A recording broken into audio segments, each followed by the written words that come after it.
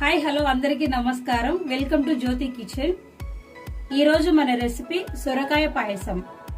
సొరకాయ పాయసం తయారు చేయటానికి ముందుగా కావలసినది సన్నని లేత సొరకాయ ఒకటి. ఆ సొరకాయని మంచినీళ్ళతో శుభ్రంగా కడిగిన తర్వాత దానిపైన ఉన్న గట్టి భాగాన్ని మొత్తము మనము తీసేసుకోవాలి. తీసేసుకున్న తర్వాత ఈ విధంగా సన్నగా తురుముకోవాలి. సొరకాయ పాయసానికి కావలసిన పదార్థాలు: తురిమి పెట్టుకున్న సొరకాయ మిశ్రమం, పుచ్చకాయ విత్తనాలు, జీడిపప్పు, యాలకులు, పంచదార, కిస్మిస్, బాదం పప్పు, పాలు. సొరకాయ పాయసం తయారు చేసుకునే విధానం: ముందుగా స్టవ్ వెలిగించి నెయ్యి వేడెక్కిన తర్వాత డ్రై ఫ్రూట్స్ అన్ని ఫ్రై చేసుకోవాలండి.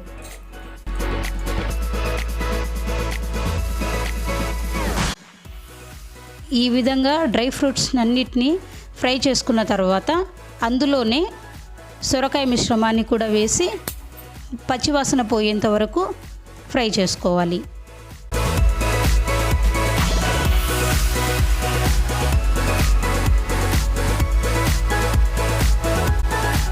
ఇప్పుడు మూత పెట్టి మీడియం ఫ్లేమ్లో 10 నిమిషాల తర్వాత మూత తీసి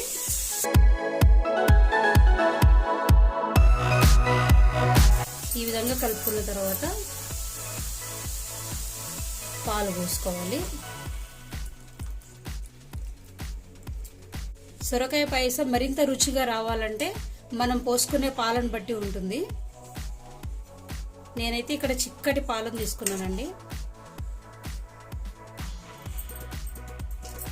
పాలు పోసుకున్న తర్వాత మళ్ళీ మీడియం ఫ్లేమ్లో ఒక పొంగు వచ్చేంత వరకు ఉంచుకోవాలి. మధ్య మధ్యలో అడుగంటకుండా ఈ విధంగా కలుపుకుంటూ ఉండాలి. తర్వాత రుచికి సరిపడా పంచదారను వేసుకోవాలి.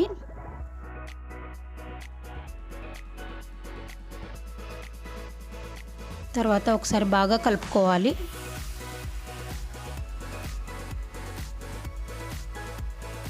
తర్వాత యాలకుల పొడి వేసి బాగా కలుపుకోవాలి. తర్వాత మూత పెట్టి 2 మినిట్స్ తర్వాత వేయించుకున్న డ్రై ఫ్రూట్స్ని అందులో వేసుకోవాలి.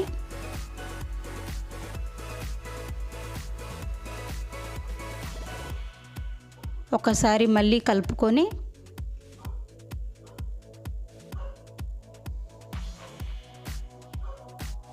వేరే బౌల్లోకి తీసుకోవాలి.